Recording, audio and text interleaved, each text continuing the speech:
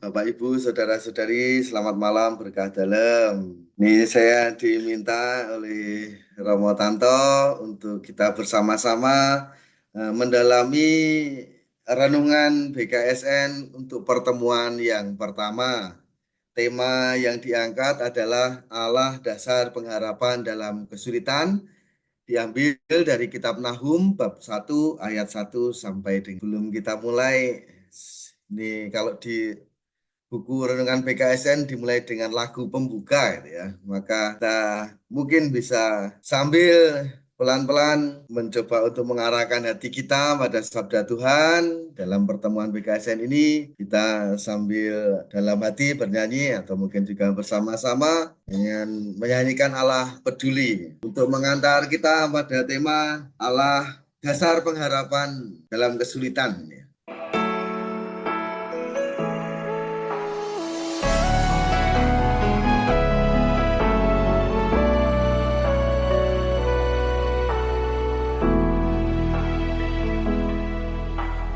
Banyak perkara yang tak dapat ku mengerti. Mengapakah harus terjadi di dalam kehidupan ini? Satu perkara yang ku simpan dalam hati, tiada satu pun yang terjadi tanpa Allah peduli.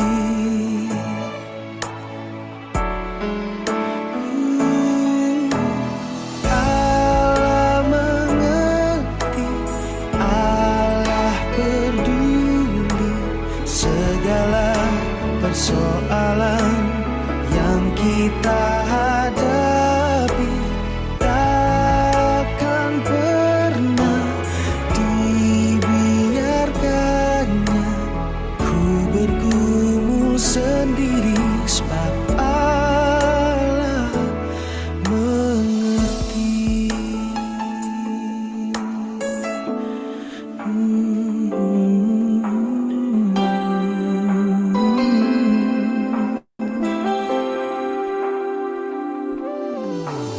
Banyak perkara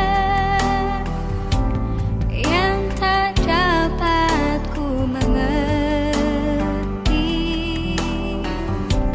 Mengapakah harus terjadi di dalam kehidupan ini? Satu perkara yang ku simpan dalam hati, tiada satu pun kan terjadi tanpa Allah peduli.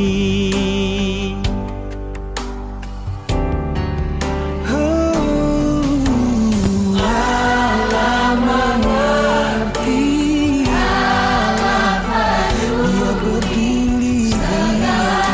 Persoalan yang kita hadapi takkan pernah dibiarkannya ku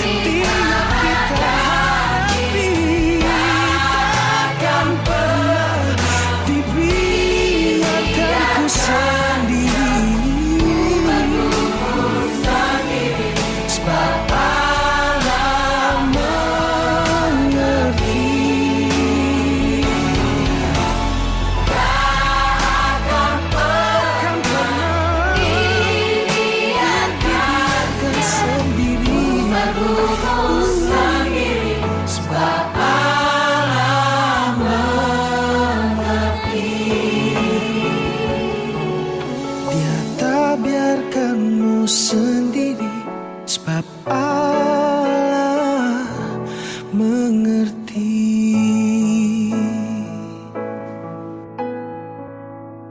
Bapak Ibu, bagi saya lagu ini mencoba untuk mengantar kita atau bisa untuk mengantar kita merenungkan tentang tema BKSN pertemuan pertama, yaitu tentang keadilan Allah, ya. Allah sebagai dasar pengharapan dalam kesulitan, atau tema besar BKSN ini adalah Allah sumber keadilan. Dan di pertemuan pertama kita mau merenungkan dari kitab Nahum bab 1 ayat 1 sampai 8 tentang Allah dasar pengharapan dalam kesulitan. Di bagian pengantar dituliskan demikian: pengharapan bagaikan setetes air sejuk yang membasahi mulut yang dahaga bagi orang beriman. Satu-satunya pengharapan adalah Allah. Allah menjadi penjamin bahwa dalam aneka macam kesulitan, terutama yang disebabkan ketidakadilan, kehendaknya akan terlaksana. Ketidakadilan yang bersumber dari dosa menimbulkan kesulitan bagi manusia. Kehendak Allah hadir untuk menata dan merapikan kembali segala sesuatu yang rusak akibat dosa. Dengan itu pula, Allah memberi jaminan bahwa dirinya adalah satu-satunya harapan akan keteraturan hidup yang dapat melepaskan manusia dari aneka macam kesulitan. Dengan bantuan nubuat Nahum, umat beriman dapat melihat bahwa kehendak Allah bekerja dengan merusak segala bentuk ketidakadilan. Setelah segala wujud dosa yang menyebabkan ketidakadilan itu dihalau dan dihancurkan, Allah membangun dan menata kembali kehidupan yang menghadirkan keselamatan. Mari kita baca bersama-sama doa pembuka yang ada di dalam teks pertemuan pertama. Dalam nama Bapa dan Putra dan Roh Kudus. Amin. Bapa yang Maha Kuasa dan Kekal, kami bersyukur karena Engkau senantiasa mendampingi kami. Kini kami akan mengawali bulan Kitab Suci Nasional 2024 yang bertemakan Allah Sumber Keadilan. Oleh karena itu, dampingilah kami agar mampu memahami sabdamu yang disampaikan Nabi Nahum dalam pertemuan pertama BKSN ini. Demi Kristus Tuhan dan pengantara kami yang hidup dan berkuasa bersama Dikau dalam persekutuan dengan Roh Kudus Allah sepanjang segala masa. Amin.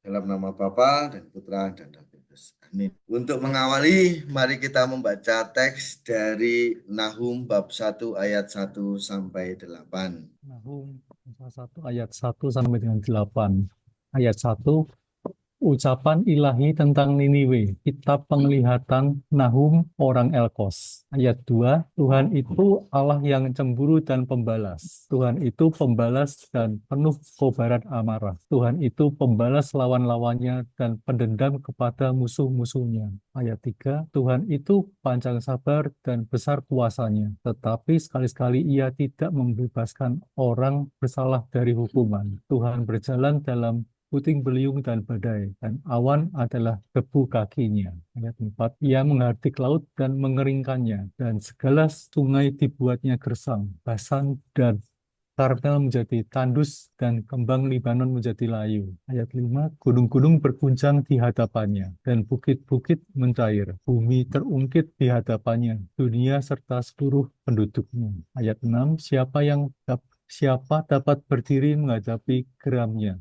Siapa tahan terhadap murkanya yang bernyala-nyala, luapan amarahnya tercurah seperti api dan gunung-gunung batu roboh karena dia. Ayat 7, Tuhan itu baik, tempat perlindungan pada waktu kesusahan. Ia memperhatikan orang-orang yang berlindung padanya. Ayat 8, bahkan dalam banjir yang melanda, ia menghabisi sama sekali orang-orang yang bangkit melawan dia, dan musuhnya dihalaunya ke dalam gelap. Demikianlah sabda Tuhan. Syukur kepada Allah. Syukur kepada Allah.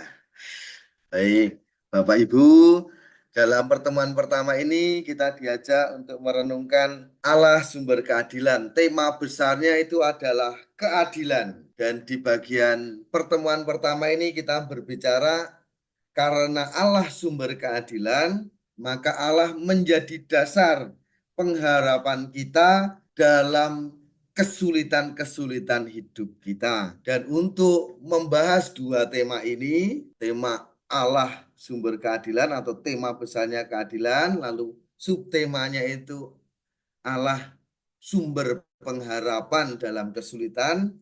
Teks yang kita terima adalah dari kitab Nahum bab 1 ayat 1 sampai dengan 8. Kita akan mencoba untuk melihat bagaimana Allah nanti menjadi dasar pengharapan kita. Meskipun mungkin kita menghadapi kesulitan-kesulitan. Kalau dilihat dari teksnya, mungkin tidak secara eksplisit disebutkan di sini tentang keadilan ataupun tentang pengharapan gitu ya.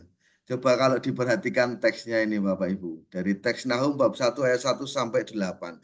Saya cari-cari kata adil, tidak ada di sini. Saya cari-cari kata pengharapan, ada enggak ya di sini pengharapan ini ya? Menemukan kata pengharapan di sini? Ayat 7 mungkin Romo. Ayat 7, di mana ini kata pengharapannya? Tuhan itu baik tempat perlindungan pada waktu kesusahan. Jadi berharap Nah, pada saat bahwa Tuhan itu adalah perlindungan pada waktu kita kesusahan. oke. Tapi apakah ada kata pengharapan di sini? Secara eksplisit ini untuk kata adil dan pengharapan ini tidak ada. Tapi kalau kesulitan ini ada ya, kesusahan di sini ada ya, kesusahan di sini. Maka kita akan melihat bagaimana teks Nahum ini mengantar kita pada tema keadilan pengharapan dalam kesulitan. Atau keadilan Allah menjadi pengharapan bagi kita dalam kesulitan atau kesusahan. Nah, di buku BKSN itu untuk mendalami teks ada beberapa pertanyaan ini. Karakter Tuhan macam apa yang disebutkan dalam ayat 2 atau 2 sampai 3a? Coba kita lihat. Ayat 2 sampai 3a, karakter apa yang tertulis di sini? Di ayat 2, karakter Tuhan disebutkan Tuhan itu Allah yang Cemburu dan dan pembalas. pembalas. Lalu sampai 3a. 3a itu di sini karakter Allah itu Panjang sabar dan besar sabar dan kuasanya. besar kuasanya. Nah, ini kita berbicara teksnya ya. Lalu dari dua karakter Allah ini, cemburu dan pembalas, panjang sabar dan besar kuasanya, menyiratkan apa karakter Tuhan ini? Saya kok melihat di sini tuh ada dua karakter Allah yang berbeda itu ya. Di ayat 2 ini dikatakan Allah itu cemburu dan pembalas gitu ya. Bayangkan ini ya, mungkin ada teman atau saudara yang sifatnya itu cemburu dan pembalas itu ya. Ini Allah di ayat kedua. Allah di ayat ketiga, panjang sabar dan besar kuasanya. Nah, ini karakter Allah di ayat ketiga ini saya rasa beda dengan di ayat kedua ini ya. Iya. Panjang sabar dan besar kuasanya. Bagaimana ini dua sifat Allah yang berbeda ini nanti sampai pada keadilan ini. Nah, kita lanjutkan dulu. Berdasarkan ayat 1a, kota mana yang terkait dengan karakter Tuhan tersebut? 1a itu ada kota apa disebutkan di sini? Ucapan ilahi tentang Niniwe. Kita penglihatan Nahum orang Elkos. Nah, di ayat 1 ini ada dua nama kota, Niniwe dan Elkos. Tapi yang ditanyakan tadi di ayat 1a. Berarti di sini yang dimaksud adalah kota Niniwe. Bapak Ibu mengingat kota Niniwe itu langsung mengingatkan kita pada apa? Yunus sama. Yunus. Nabi Yunus ini ya. Nabi Yunus ya. Nabi Yunus ini diutus Allah untuk mempertobatkan Niniwe. Kalau di kitab Yunus kota Niniwe digambarkan kota yang baik atau jahat? Jahat. Jahat itu ya. Niniwe digambarkan sebagai kota yang jahat, kota yang pencabulan di sana. Macam-macam yang jahat ada di Niniwe. Tapi rupa-rupanya Tuhan mengutus Yunus untuk mempertobatkan mereka dan ternyata Niniwe ini mendengarkan ya. Ketika mendengarkan untuk bertobat lalu mereka selamat. Maka di ayat 1a ini lalu menjadi sangat penting sekali.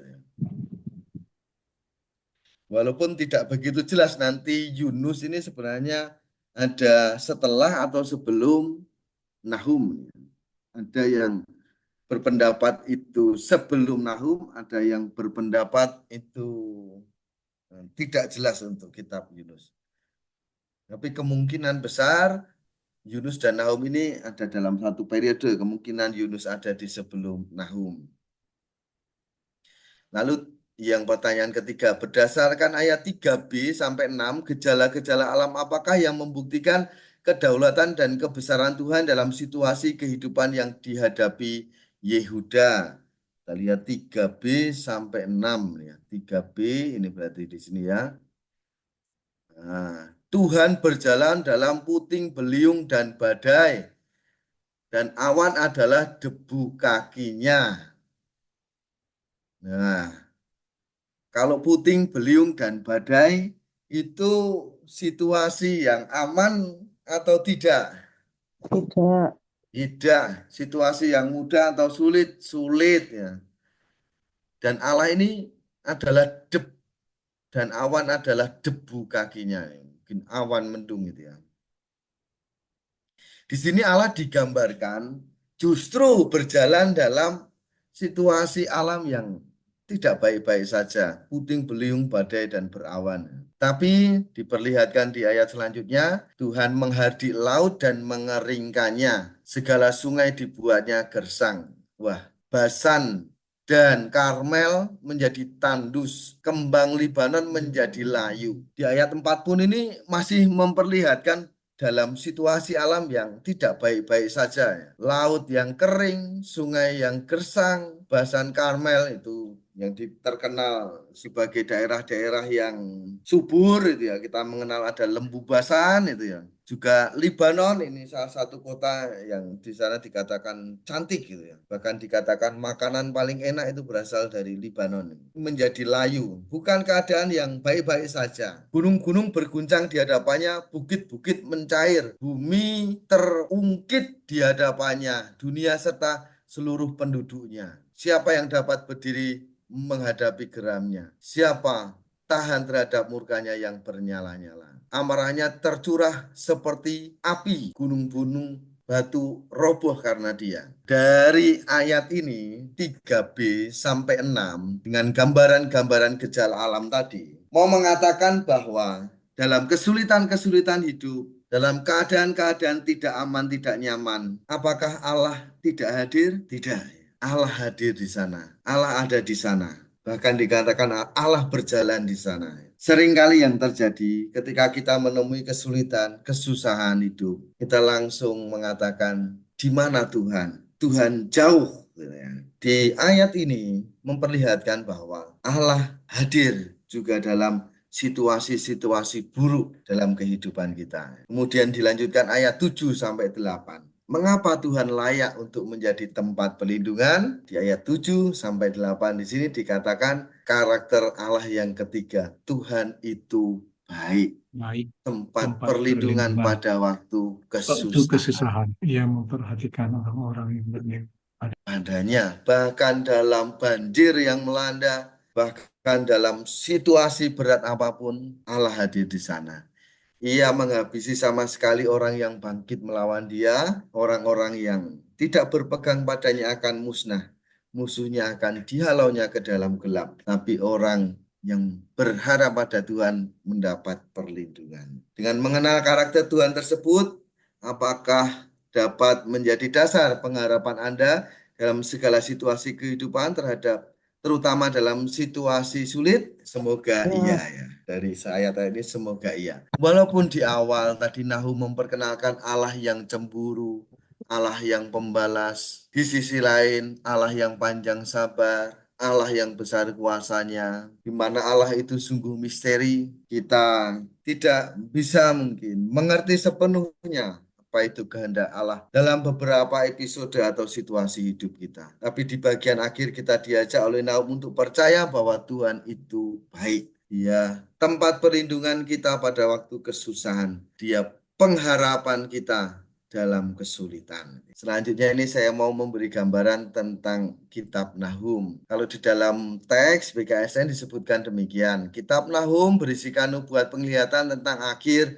dari kota Niniwe, ibu kota kerajaan Asyur, kerajaan yang lalim. Ini dituliskan di sekitar tahun 612 sebelum Masehi. Ini coba nanti diingat-ingat ya. nanti kita akan membahas bagian ini. Ini kalau Bapak Ibu melihat tahun 612 sebelum Masehi, ada apa di sana itu ya? Angka ini nanti cukup penting. Nubuat tersebut disampaikan pada masa pemerintahan Raja Manasye, Raja Yehuda, artinya Raja Selatan gitu ya. Yehuda ini Kerajaan Selatan. Karena pada tahun ini kerajaan itu dibagi menjadi dua, utara dan selatan. Yang utara disebut kerajaan Israel, yang selatan disebut kerajaan Yehuda. Nah, untuk kerajaan selatan ini nanti diceritakan itu bersahabat dengan Raja Asyur. Di mana itu nanti Asyur, kita akan coba lihat ya. Kitab Nahum ini ditulis dengan latar belakang kondisi bangsa Israel yang sedang mengalami penderitaan kelaliman kerajaan Asyur dan sedang menantikan keadilan Allah bekerja. Oke, ini kita garis bawahi. Zaman Nabi Nahum adalah kondisi di mana masyarakat atau bangsa Israel sedang mengalami penderitaan karena kekejaman kerajaan Asyur dan sedang menantikan keadilan Allah bekerja. Situasi ini bukan hanya situasi di tahun 612 sebelum Masehi, mungkin juga menjadi situasi kita zaman sekarang ya. Ada yang mungkin sedang mengalami penderitaan yang diakibatkan oleh karena tidak tahu dia. Mungkin bukan dari dalam dirinya, bukan dari dirinya, tapi dari luar. Dan di sini bagaimana keadilan Allah ini bekerja? Bagaimana kita bisa berharap pada Allah? Dan seterusnya. Nanti coba kita lihat ya pengantar catatan yang tadi. Tapi ini saya ingin memperlihatkan sejarah bangsa Israel. Bapak Ibu saudara-saudari, kerajaan Israel itu paling tidak mengalami dua pembuangan yang besar. Waktu itu kerajaan Israel itu puncaknya itu pada masa Raja Daud. Raja Daud digantikan Salomo. Salomo ini dia punya dia karakternya raja bijaksana tapi dia tidak punya kekuatan militer. Akibatnya setelah Salomo, kerajaan Israel itu terpecah menjadi dua, utara dan selatan. Maka dalam kitab Raja-Raja kita melihat ada nama, lalu Raja Israel, nama Raja Yehuda seperti tadi ini ya.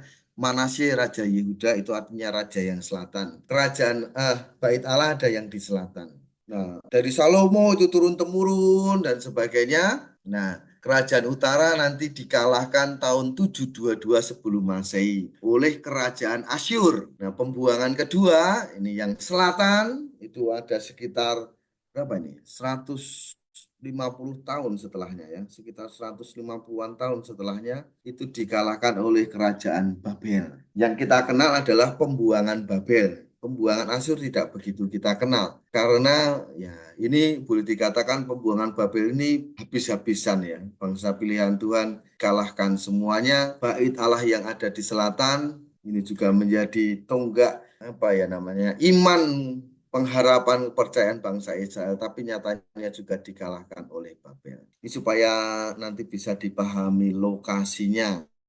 Bapak Ibu boleh melihat di peta ya. Oke, di bagian belakang kitab suci kita Alkitab ada peta dunia zaman purba. Dunia zaman purba di Alkitab bagian belakang. Nah, kerajaan selatan itu ada di sini, di mana ada Yerusalem, ada Bait Allah. Kerajaan utara ada di sebelah sini ya, sebelah sini. Nazaret, Yesus itu lahir di sana, di utara, dekat Sungai Yordan. Itu nanti kembali ke sini, memuncak nanti di Yerusalem. Peristiwa salib ada di Yerusalem. Kerajaan Asyur ini ada di sini, daerah Mesopotamia. Ibu kotanya adalah Niniwe. Nahum kemungkinan besar ada atau hidup pada masa kejayaan kerajaan Asyur ini, di mana kerajaan Asyur ini nanti akan mengalahkan kerajaan utara di sini tahun 722 itu dan membawa orang-orang kerajaan utara untuk dijadikan budak di Asyur sana. Nah, pada masa-masa itulah lahir banyak nabi-nabi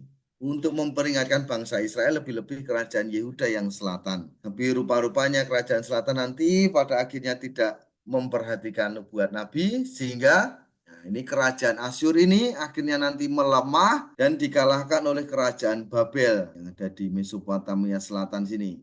Ibu kotanya adalah Babel. Nah, tahun 587 Asyur ini sudah dikalahkan oleh Babel dan Babel nanti juga menguasai sampai daerah sini dan sampai mengalahkan Yerusalem. Lalu tadi kita katakan 587 itu Yehuda kerajaan selatan dibuang ke Babel. Nah, saya kembali ke tahun-tahun ini. Tahun-tahun ini saya ambil dari bukunya Romo Grunen, Pengantar Perjanjian Lama. Dalam masa-masa ini ada yang kita kenal 3 nabi besar dan 12 nabi kecil. Yang hijau-hijau ini saya beri tanda karena mereka ini mungkin hidup di masa-masa mendekati keruntuhan kerajaan utara. Yang merah-merah ini termasuk Nahum dan Habakuk ini hidup pada masa menjelang pembuangan yang kedua, pembuangan Babel. Kalau pembuangan pertama pembuangan Asyur, pembuangan dua pembuangan Babel. Nahum ada pada masa ini. Tapi Nahum ini sangat dekat dengan pembuangan pertama, sehingga kemungkinan Nahum itu hidup tadi dikatakan pada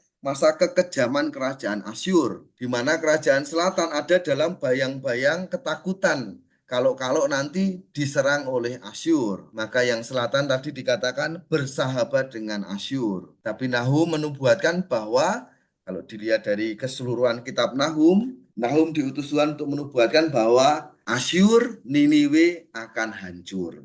Kekuasaan Asyur yang waktu itu, yang pada masa Nahum itu boleh dikatakan sangat kuat dan orang itu tidak berpikir bahwa Asyur bisa runtuh. Tapi Nahum menubuatkan bahwa tidak, Asyur akan runtuh. Orang-orang zaman Nahum itu mentertawakan nubuat Nahum. Karena mereka berpikir tidak mungkin Asyur runtuh. Kerajaan sekuat itu tidak mungkin runtuh. Nah, lalu nanti ada yang hitam ini yang di setelah pembuangan Babel yang hitam-hitam ini.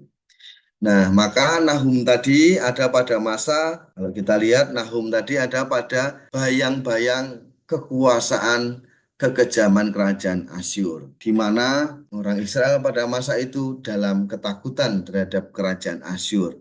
Dan mereka dengan iman harapan sebagai bangsa pilihan Tuhan akan dibebaskan dari kerajaan Asyur. Nahum menubuatkan penghiburan walaupun tidak sepenuhnya dipercaya. Keadaan ini sebenarnya juga mungkin kita alami sekarang atau mungkin juga dialami oleh orang-orang zaman sekarang. Kita sering mungkin mendengarkan cerita saudara-saudari yang sedang dalam kesulitan, dalam kesusahan, dalam penderitaan, dalam macam-macam masalah itu ya. Ketika kita menasihatkan sabar, nanti berkat Tuhan pasti akan membebaskan dari semuanya itu, kadangkala tidak mudah didengar. Atau ketika kita dalam kesulitan, lalu kita mendengar ada yang mengatakan semuanya itu nanti pasti akan teratasi, semuanya itu pasti akan lewat. Nasihat itu mungkin tidak mudah untuk kita terima. Selanjutnya ini saya ingin memperdalam tema soal keadilan Allah agar nanti semoga ya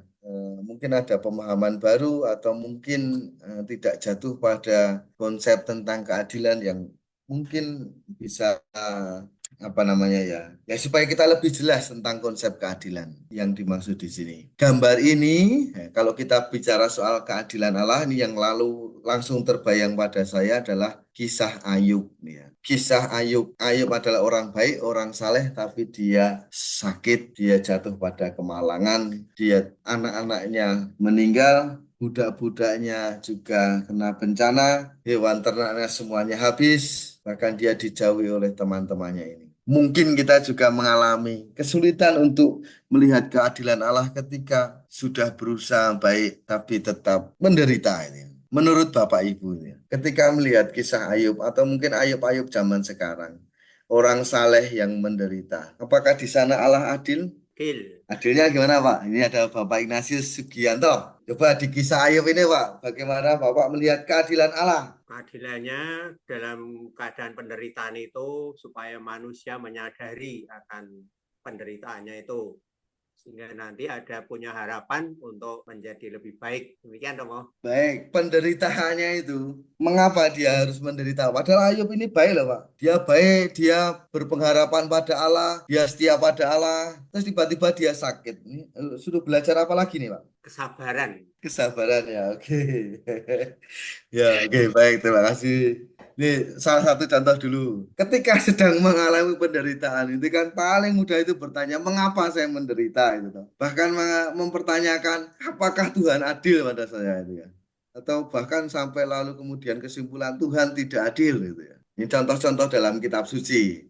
Ini gambar apa namanya persembahan janda miskin ini ya. Nah, ya ini ada yang kolektor di gereja Rp1.000, ada yang kolektor di gereja Rp10.000, ada yang Rp100.000, gitu ya. Bapak Ibu termasuk yang mana ini ya? Lalu di sini Tuhan Yesus membenarkan yang janda miskin ini ya. Orang Farisi memberi banyak, janda miskin memberi 1 keping gitu ya. Harusnya kan yang diberkati yang persembahannya banyak loh. Kalau Tuhan itu Yang adil. tulus sama. Tulus hati semua. Yang diberkati yang tulus. Ya itu tulus. Nggak usah banyak-banyak nggak apa-apa berarti ya. Kolektor 1.000, 2.000 aja nggak apa-apa berarti ya. Memberi dari yang apa dia punya, Romo. Semua Memberi yang dari ada. apa yang dia punya.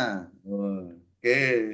Ini tolok ukurnya bukan tolok ukur nilai mata uang duniawi itu ya, bukan soal 1.000 atau 2.000 itu ya. Ini tolok ukurnya keadilan Allah ternyata juga melihat hati gitu ya. Iya. Tapi niat juga, apalagi di sana itu. Yang membuat ini kalau dikatakan janda, persembahan janda miskin dan juga persembahan orang Farisi yang banyak, ini mengapa kok nanti lebih berat yang persembahan janda miskin walaupun nominalnya lebih kecil. Tadi dikatakan 1 ketulusan, ini jadi lebih berat karena tambahi ketulusan. Ini lebih berat lagi karena dikatakan memberi semua yang dimilikinya, itu toh. Orang Kalau janda kaya miskin ini memberikan, memberi 100%, kalau yang tadi orang Farisi yang kaya memberi hanya 1% dari kekayaannya, misalnya gitu ya. jadi dia memberikan, Keren. orang kaya memberikan lebih dari kelebihannya. Gimana Pak Budi? Jadi dia orang kaya itu memberikan dari kelebihannya, Dari bukan kelebihannya. dari yang dia Kekurangannya. miliki. Ya, dia Oke. miliki. Kalau janda miskin memberikan yang dia kekurangannya. Dari kekurangannya itu ya. Maka kalau begitu menurut Pak Budi nih, keadilan itu apa nih Pak? Apakah soal Ya, nominal? Tentu bukan ya. Bukan bukan, soal bukan. nominal Jadi 1.000 dan 100.000 gitu ya. Tapi soal apa Pak Budi nih keadilan itu? Jadi apa yang dia miliki, justru orang janda miskin memberikan dari kekurangannya. Jadi apa yang ada pada dirinya diberikan pada Tuhan, tapi kalau orang kaya memberikan kelebihannya, dari kelebihannya tidak terasa gitu ya. Jadi lebih Tuhan nilainya lebih besar dari janda miskin ini yang diberikan dari kekurangan. Apa yang dipunyai diberikan Tuhan kepada Tuhan. Jadi kalau orang kaya memberikan dari kelebihannya tidak terasa gitu. Jadi nilainya lebih besar. Gitu. Oke, ini soal ya, ini ada 2 contoh tadi ya, Ayub dan juga janda miskin ini ya. Maksudnya saya ingin mengajak ini loh, keadilan Allah. Ini adalah satu konsep yang mendalam nih ya. Bukan soal nominal, bukan soal berapanya ini ya. Coba kita selami lebih dalam soal keadilan Allah. Ini gambar yang selanjutnya. Kalau seperti ini, Allah adil enggak nih Pak? Enggak. Ya, kalau ini jelas ya nih ya. Tapi ini keadaan sekarang nih ya, ketidakadilan yang muncul ya. Kadang saya berpikir juga, ngapa itu ya, koruptor itu hidupnya enak-enak.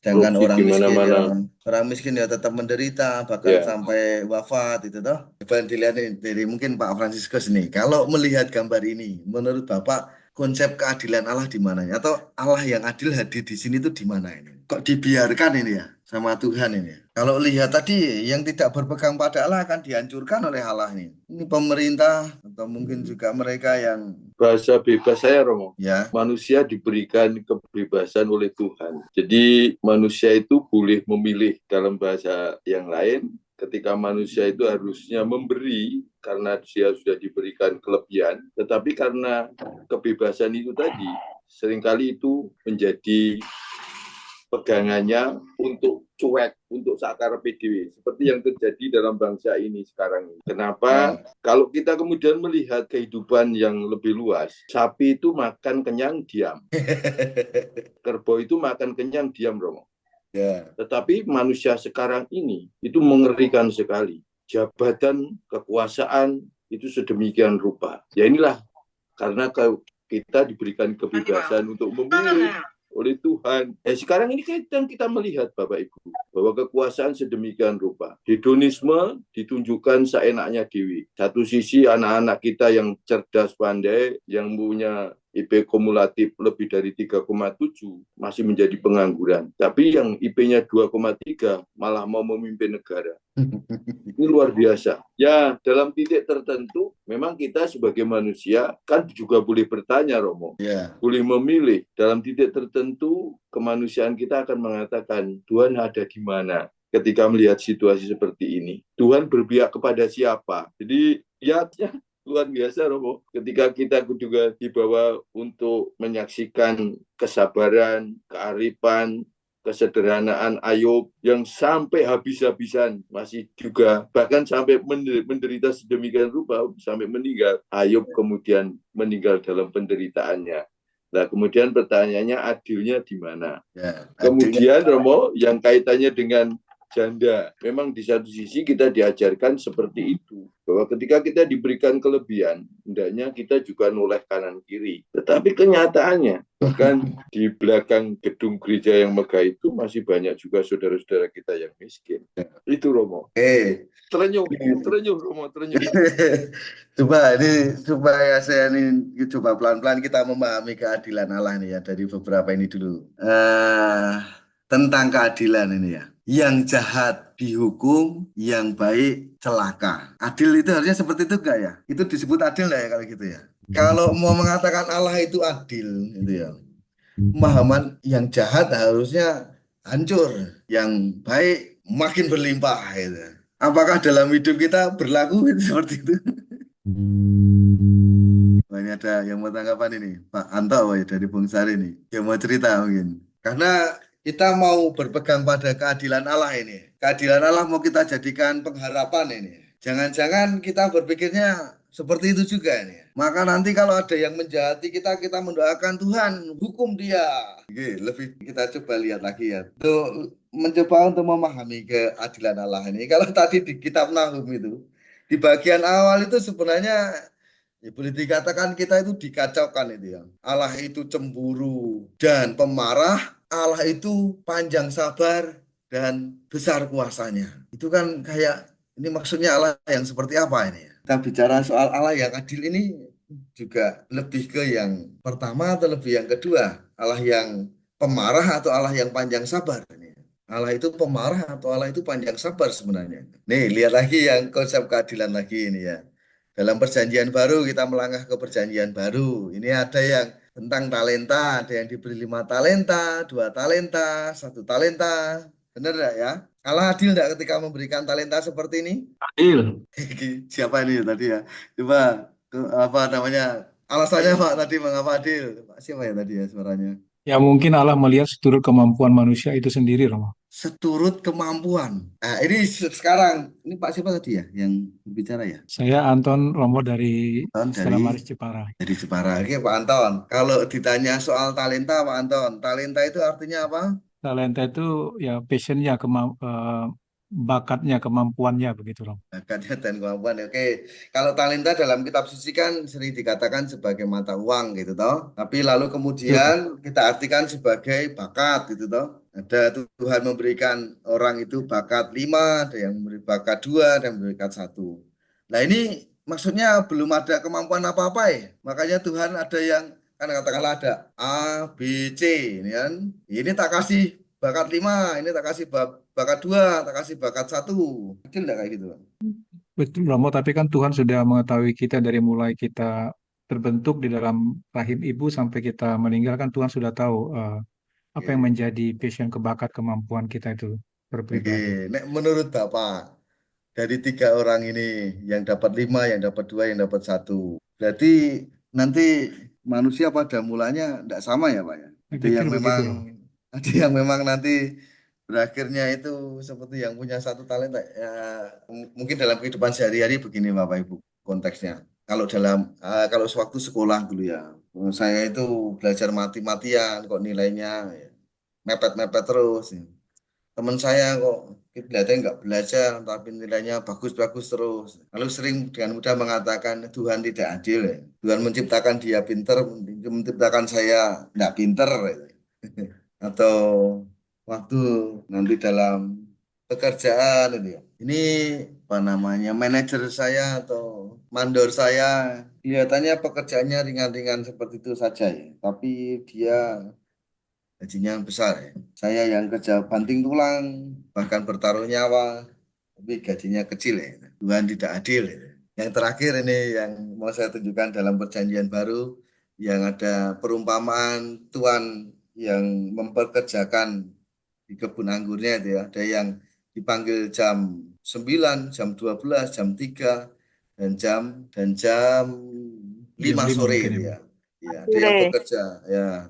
Bekerjanya yang macam-macam itu, tapi ternyata semuanya diberi 1 dinar. 1 dinar. Adil enggak nih Tuhan di sini? Adil Mo, Adilnya gimana? Adil, Romo. Nih, siapa tadi? adil. Diana Mo dari Diana BSD. gimana Bu Diana? Adilnya Adil gimana nih Bu? Mo, karena kita ngelihat nggak adil itu dari sisi kita Mo. Tapi kalau Hmm, dari sisi Tuhan semuanya adil gitu. Kalau yang pertama kali datang kan mereka sepakat diberi berapa talenta ya, berapa dinar ya Mo ya? 1 dinar itu ya. 1 dinar. Nah, untuk yang berangkat pertama itu ada berapa sesi? 5 sesi kalau nggak salah ya Mo Ya, ya. ya. Nah, untuk yang terakhir mesti kita bilang, loh yang pertama kok sama hasilnya dengan yang terakhir cuman kerja 1 jam gitu ya Romo ya. Hmm. Tapi kita nggak pernah lihat apa ya prosesnya dari mereka semua dapat pekerjaan untuk pekerja yang terakhir itu kan pasti apa ya Mo ya, ada keputusasaan gitu ya Mo ya. Kok mereka dapat kerja, saya nggak dapat kerja gitu. Tapi kita nggak pernah lihat dari sisi situnya gitu. Cuman kita ngelihatnya kok sama-sama kerja, tapi kok hasilnya sama gitu Mo. Tapi kalau Tuhan kan ngelihat di apa ya, dari apa sih Mo? Dari proses orang itu berharap gitu loh Mo, untuk dapat pekerjaan itu gitu Mo. Baik, terima kasih Bu. Ini macam-macam ya. Dari di sini tadi ngomong soal bagaimana hatinya orang-orang ini atau pergulatan masing-masing, siapa yang tahu ya. Mungkin secara fisik luarnya saja kelihatan seperti itu, tapi yang dialami ya siapa tahu gitu. Nah, maksud saya tadi menunjukkan ayat-ayat kitab suci ini, hati-hati kita yang mungkin secara bawah sadar itu ya. Ketika menyebut Allah itu adil, yang baik harusnya celaka Tuhan. Yang jahat harusnya celaka Tuhan. Yang baik harusnya eh, ya berlimpah kebaikan itu ya. Nyatanya juga kalau mau dikontekskan di dalam pelayanan juga kadang ini toh. Wah, tugas saya banyak. Saya ikut timpel ini, ikut komunitas ini, ikut gimana. Kalau saya ya utangin ndak lunas-lunas. Ini dia itu tetangga saya ke gereja cuma Natal Paskah. Tapi kok kelihatannya jalan-jalan terus kemana-mana, nggak punya utang. Saya mau memperlihatkan beberapa, sebentar ya, mungkin beberapa video yang ya pelan-pelan membawa kita pada kesadaran bahwa keadilan Allah itu tidak hanya semata-mata seperti itu. Coba kalau lihat ya ini ya.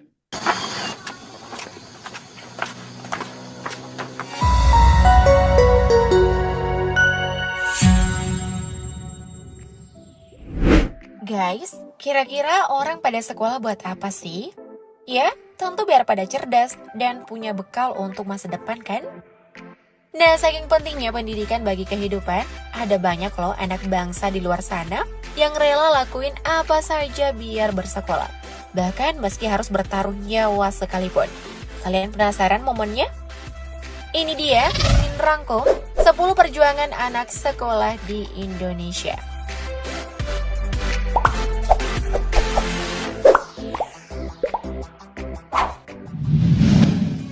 Lewat jembatan rusak.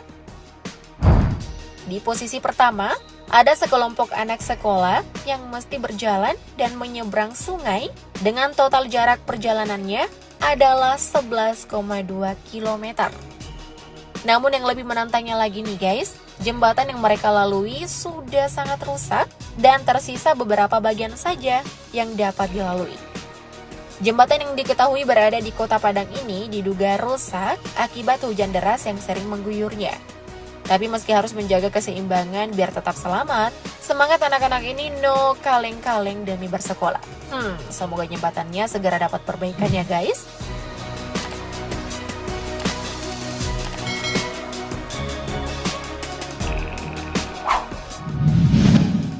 meniti jembatan tali.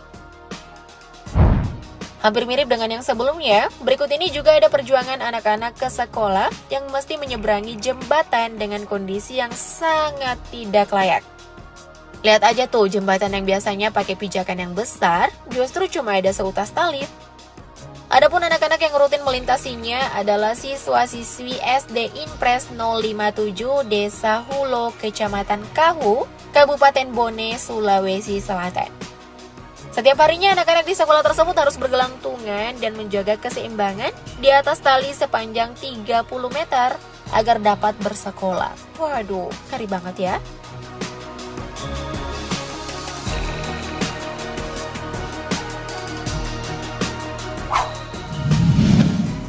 Menyeberangi sungai. Nah, beralih ke daerah Cilangkap. Di sana juga diketahui ada sekelompok anak yang harus menyeberangi sungai jika hendak bersekolah. Namun bedanya dengan yang tadi, siswa di sini harus menyeberangi sungai Ciherang dengan mendayung sampan seadanya. Dari info yang beredar, beberapa dari siswa lainnya biasa menggunakan perahu. Namun bagi yang keluarganya tergolong kurang mampu, mereka akan membuat sampannya sendiri. Meski harus berjuang kayak gini, siswa di sana tetap semangat loh guys. Keren banget kan?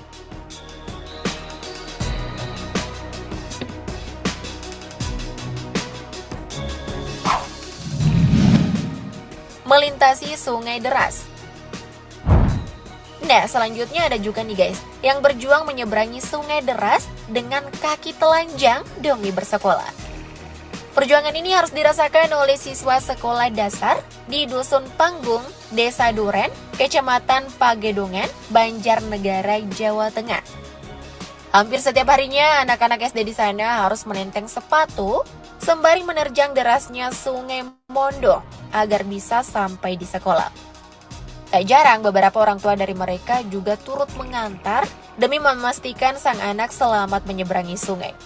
Yang suka malas-malasan sekolah meski buka mata lebar-lebar lagi nih. Oke, ini saya hanya mau menunjukkan salah satu contoh ya, di mana ada realitas yang seperti tadi itu ya. Situasi-situasi kesulitan itu ya, situasi-situasi tidak mudah ya. Mungkin situasi-situasi di mana kita mempertanyakan keadilan Tuhan. Misalnya ini satu lagi. Kayu Jati dengan terdakwa nenek berusia 63 tahun di Pengadilan Situbondo, Jawa Timur diwarnai tangisan histeris. Ini nenek yang mengambil kayu gitu ya, yang diadili dan harus dihukum di penjara. Aris menangis histeris bersimpuh di hadapan majelis hakim saat menjalani persidangan. Sambil meronta-ronta, Nenek Asyani warga desa Jati Banteng, Situbondo ini meminta kepada majelis hakim agar dirinya tidak diadili dan dibebaskan dari hukuman karena sang nenek mengaku tidak merasa bersalah atas tuduhan pencurian 7 batang kayu jati. Kasus penebangan 7 batang kayu jati yang menyeret Asyani terjadi sekitar 5 tahun lalu. Namun pihak perhutani melaporkan kasus tersebut pada Agustus 2014 lalu. Nenek Asyani pun ditahan oleh penyidik sejak 15 Desember 2014. Kuasa hukum Nenek Asyani, Supriyono, menuding telah terjadi kriminalisasi karena berdasarkan bukti kepemilikan hak atas tanah 7 kayu jati ditebang oleh suami terdakwa, merupakan lahan milik sendiri. Sidang ditunda pada Kamis mendatang dengan agenda tanggapan jaksa terhadap eksepsi kuasa hukum terdakwa. Nah, dua kondisi kesulitan itu hanya saya mau mengatakan ini Bapak Ibu, bahwa seringkali kesulitan itu membuat kita mempertanyakan tentang keadilan Tuhan.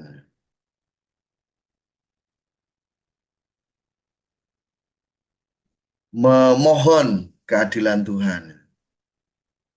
Dan kadangkala Tuhan pun seakan-akan tidak menjawab. Lalu kita bahkan mungkin sampai menghakimi Tuhan bahwa Tuhan itu tidak adil.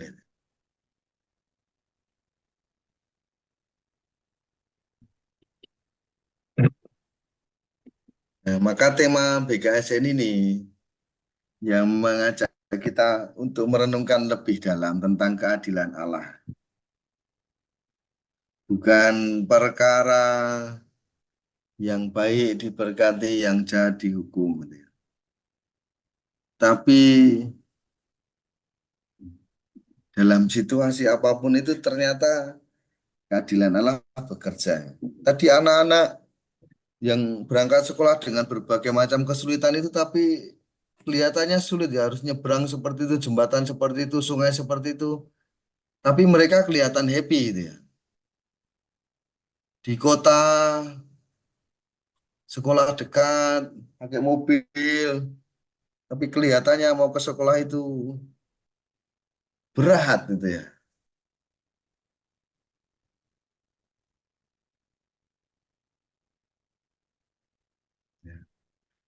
Kalau dilihat dari teks Nahum tadi, sebenarnya ada 3 kali dituliskan Tuhan itu, Tuhan itu, Tuhan itu. Di bagian awal, mungkin ini adalah gambaran-gambaran luaran kita tentang Tuhan. Tapi kita diajak untuk melalui tadi yang di tengah ini kan berbagai macam fenomena bencana sebenarnya ya.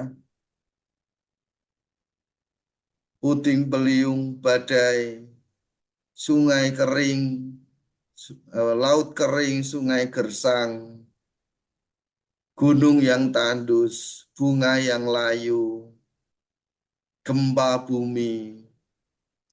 Dalam segala kesulitan-kesulitan itu kita akan diantar pada ini ya, pemahaman yang lebih mendalam tentang Allah. Bahwa dalam segalanya itu Tuhan baik. Dia perlindungan dan pengharapan bagi kita dalam segala kesulitan.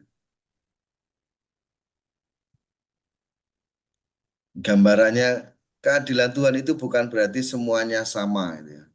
Semuanya harus sama, ya. Tapi Tuhan punya keadilan yang jauh lebih di luar ekspektasi kita ya.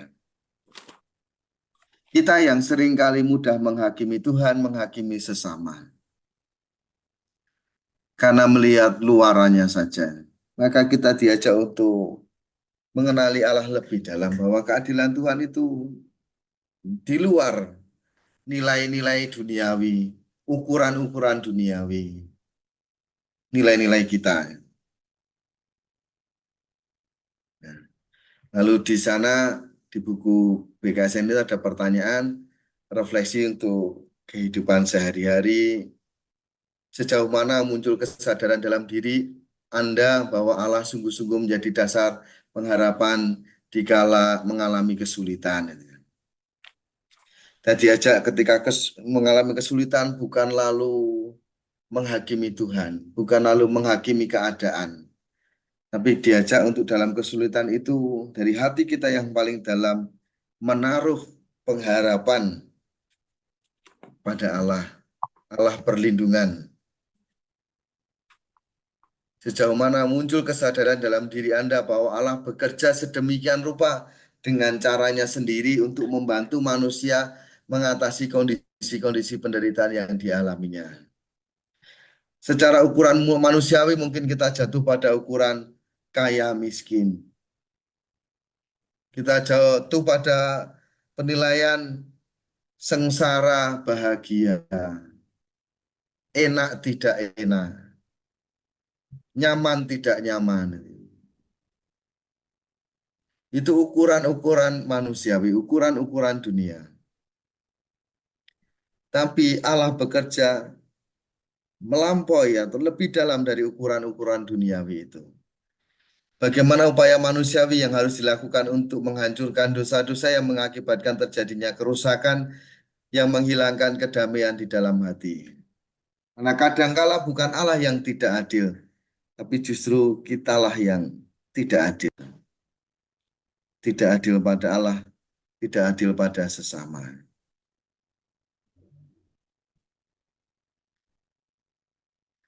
Nah, Saya menunjukkan beberapa video betapa Allah, keadilan Allah itu bekerja jauh melampaui ukuran-ukuran kita manusia.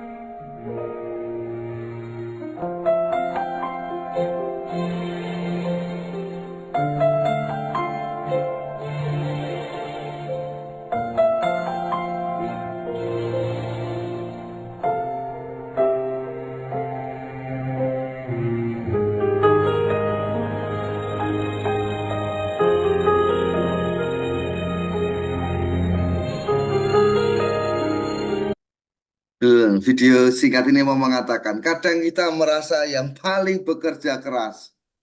Kita mungkin merasa sombong, kita yang paling berjasa. Kita kalau mau menoleh ke belakang, Tuhan bekerja jauh lebih besar dari kita.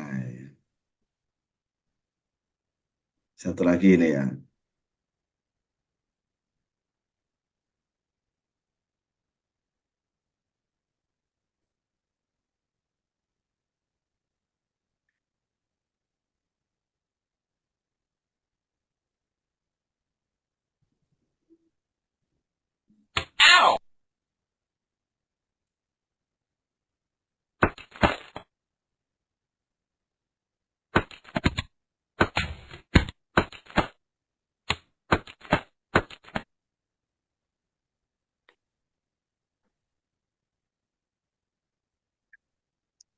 Ya, baik, video pendek ini mau mengatakan kadang kita merasa yang paling tersakiti. Kadang kita merasa yang paling terluka. Tapi kalau kita mau melihat ke belakang, Tuhan jauh lebih dahulu terluka bagi kita. Maka dalam kehidupan kita sehari-hari, melalui tema pertemuan pertama ini dan juga teks Nabi Nahum, kita diundang untuk melihat Allah yang Maha Adil, Allah yang baik, yang mungkin melampaui ukuran-ukuran kita manusia di dunia. Dan mengajak kita untuk tidak mudah menghakimi Tuhan, menghakimi sesama, mengajak kita untuk lebih berserah pada Tuhan dan juga bermurah hati pada sesama. Ada satu kisah lagi tentang keadilan.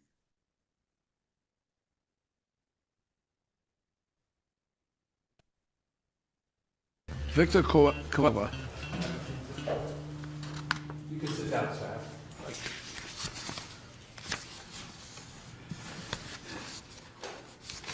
Thank you.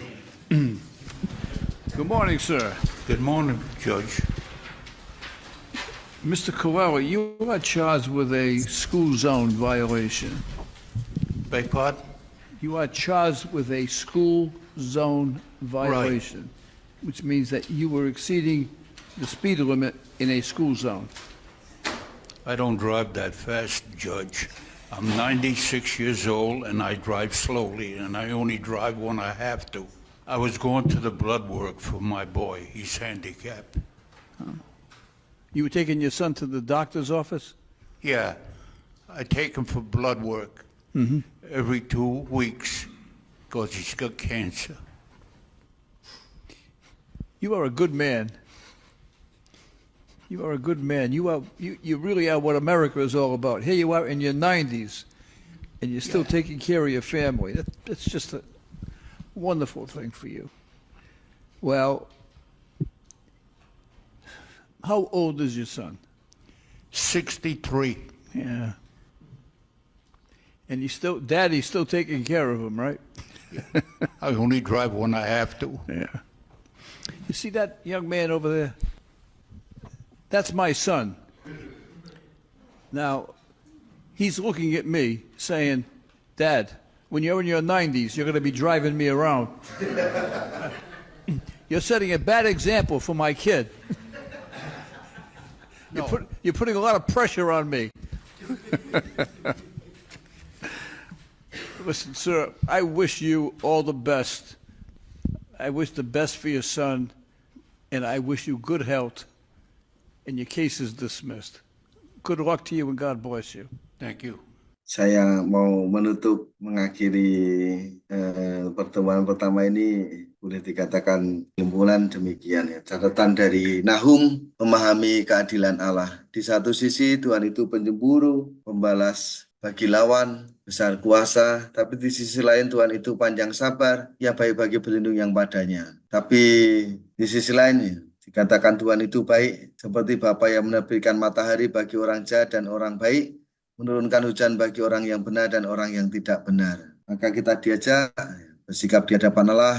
Seringkali yang kita hadapi ketika dalam kesulitan adalah mungkin pertanyaan-pertanyaan yang contohnya seperti ini. Ada orang yang tidak aktif pelayanan, ikut Ekaristi hanya Natal Paskah, tapi hidupnya kaya dan bahagia. Sedangkan saya aktif pelayanan, rajin ikut misa harian, mingguan, tapi miskin dan menderita. Apakah Allah adil? Keadilan Allah bukan dilihat dari ukuran-ukuran duniawi ini. Keadilan Allah melampaui pemikiran manusia, melampaui ukuran-ukuran duniawi. Aku hidup baik bukan untuk mendapat pahala lebih, tapi karena percaya bahwa Tuhan itu baik bagi mereka yang berlindung kepadanya. Semoga di dalam segala kesulitan yang kita hadapi, atau mungkin kalau kita mengalami kesulitan karena dari pihak orang tertentu atau orang lain dan sebagainya, kita tetap bisa melihat Allah yang menjadi dasar perlindungan bagi kita.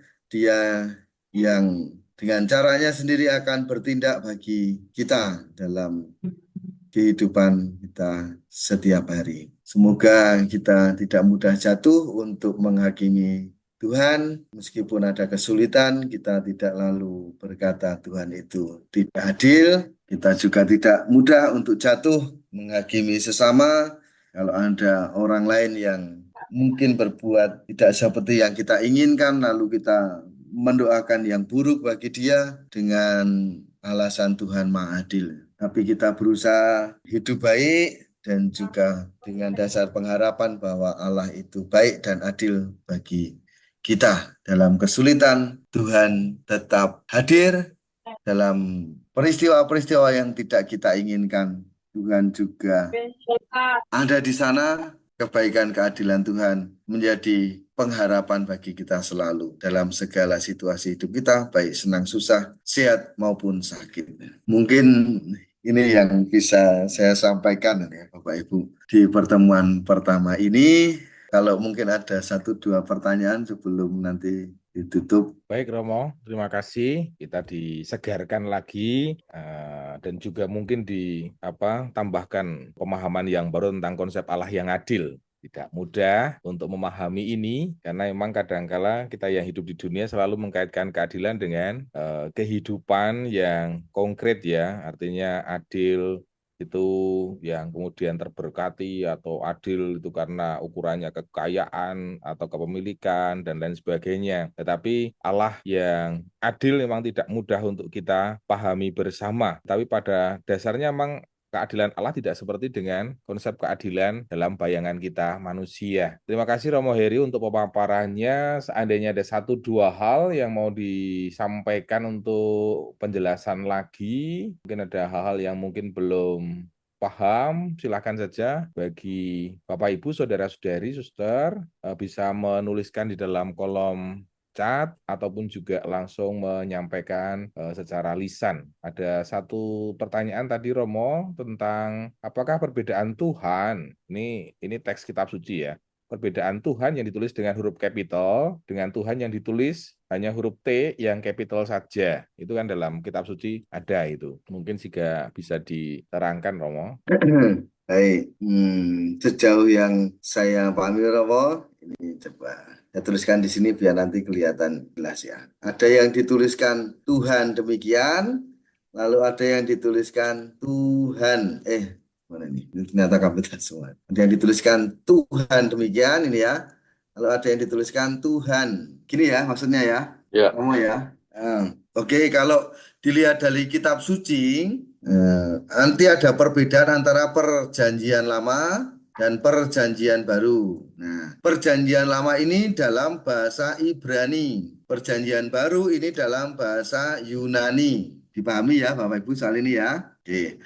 Untuk perjanjian lama bisa dilihat Kejadian bab 1 dan bab 2. Bapak Ibu boleh membuka Kejadian bab 1 dan bab 2. Di Kejadian 1 itu disebutkan, Kejadian 1 disebutkan istilahnya panggilannya adalah Allah. Begini ya Tuhan ya. Benar ya, sebutannya demikian ya. Di Kejadian bab 1 itu dituliskannya Allah.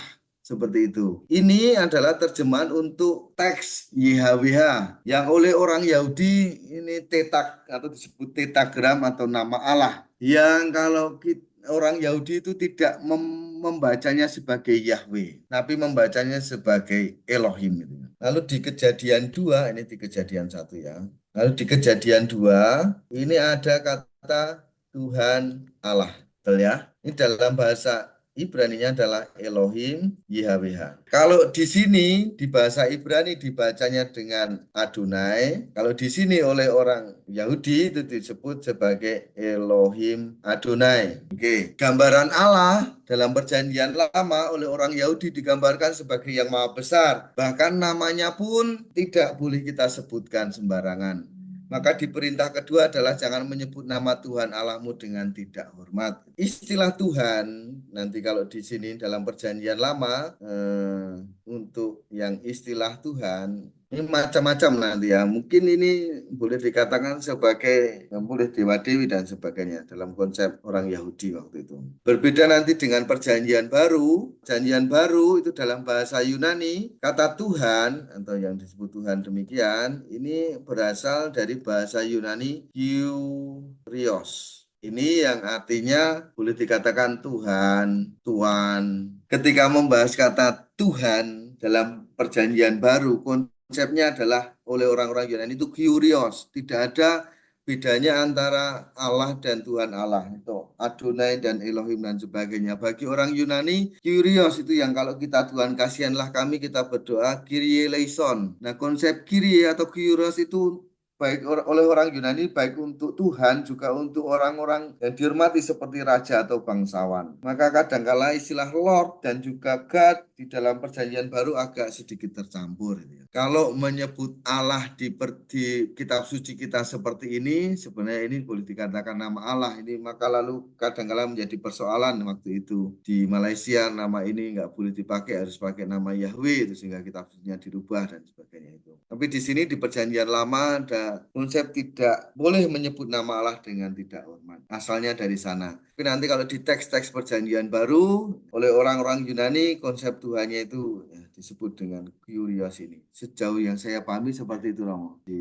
Nanti di perjanjian baru untuk Tuhan di konsepnya orang Yunani, untuk perjanjian lama Tuhan dan Allah itu konsepnya orang Yahudi. Sehingga kita akrab dengan sebutan Allah Bapa, Putra dan Roh Kudus itu ya. Karena itu sebutan untuk Allah itu ya. Tapi kita tidak akrab dengan menyebut Allah Yesus itu ya. Karena di perjanjian baru kita lebih menggunakan kata Tuhan itu ya. Dengan Yesus Kristus itu, Tuhan Yesus itu. Begitu Romo, mungkin jelas Romo atau tidak jelas ya? Ya, jelas Romo, karena itu langsung bersumber pada kitab Kejadian kan sudah dijelaskan. Ya, Beberapa pertanyaan lagi Romo, mulai dari hal yang praktis sampai pendalaman ya. Bisa dilihat juga di dalam kolom komentar di situ ada kitab Nahum dan Habakuk termasuk dalam kitab apa? Ini yang jelas kitab nabi-nabi ya dalam Perjanjian Lama ya. Semoga yang dimaksudkan itu ya. ya. Terus ini Romo, apakah artinya Allah itu pencemburu gitu? Itu pada ayat 2 ya. Itu disebutkan Allah itu pencemburu gitu. Sebenarnya Betul. konsepnya seperti apa? Ya, di sini konteksnya Nahum menyebut Allah pencemburu dan juga pemarah karena bangsa Israel yang mulai tidak mengandalkan Allah dalam hidupnya. Bangsa Israel mulai istilahnya tidak percaya pada Allah dan mencoba bersahabat dengan Asyur gitu ya. Dan bukan hanya soal bersahabat secara politis, tapi seringkali juga dalam tradisi dan kebudayaan bahkan ke praktek-praktek penyembahannya. Nah, dalam hal ini Nahum di kitab Nahum tadi mau mengatakan atau mengingatkan hati-hati Allah itu pencemburu. Nah, ketika Nahum nanti di ayat 2 mengatakan Allah itu panjang sabar dan besar kuasanya, Nahum juga mau mengatakan pada orang Israel untuk bersabar pada Allah yang akan bertindak untuk orang-orang Asyur. Allah akan bertindak untuk orang-orang Israel. Karena mungkin waktunya ya masih perlu waktu, tapi percaya pada Allah yang maha besar kuasanya. Karena konteksnya di Nahum itu sedang dalam bayang-bayang kekejaman Asyur. Nah, tapi di akhir ya, Nahum itu mengajak untuk tetap berpegang pada Allah bahwa Tuhan itu baik, Allah itu baik. Dan di sini Nahum lebih keras di bagian awal, tapi di bagian akhir lebih memberi nasihat untuk bangsa Israel agar selalu berpegang pada Allah tadi itu. Maka kalau dikatakan konteksnya pencemburu, memang di dalam sejarahnya Allah tidak suka pada penyembahan berhala itu ya. Atau tidak suka di bangsa Israel nanti berpaling dari Allah itu. Karena dari perjanjiannya Allah itu akan setia pada bangsa Israel jika bangsa Israel setia pada Allah. Maka gambaran sifat manusiawinya ya pencemburu. Ya, gambarannya ya sama dengan ketika dua pasang kekasih yang saling mengasihi lalu satu nanti dekat dengan yang lain pasti ada cemburu ya. Maka digambarkan seperti itu supaya bangsa Israel tetap setia kepada Allah. Ada pertanyaan lagi tentang pendalaman kalau ini ya. Karena memang tadi itu Allah itu kan pada tema 1 itu kan Allah yang menjadi dasar pengharapan di dalam kesulitan, dan kemudian di dalam uraian terlebih di dalam gagasan dasar kan disebutkan bahwa ada yang namanya dosa dan kelemahan manusia. Nah, di sini mau mengkaitkan pertanyaannya itu Romo, bagaimana kita bisa membedakan peristiwa buruk gitu, tidak adil yang kita alami itu karena dosa, kelemahan kita, atau hal itu merupakan Allah yang sedang marah atau mendidik kita. Jadi kalau menerima kemalangan itu lalu apa karena dosa gitu ya. Oke, kalau menurut saya Rama sederhananya kalau kesulitan atau peristiwa buruk itu bisa kita pahami penyebabnya, mungkin memang itu karena kesalahan dan dosa kita. Misalnya, kalau banyak minum manis, lalu kemudian sakit gula, diabetes, lalu kita menyadari, oh saya memang sakit diabetes atau mengalami pengalaman buruk sakit ini ya karena kesalahan saya banyak minum atau banyak makan manis gitu ya.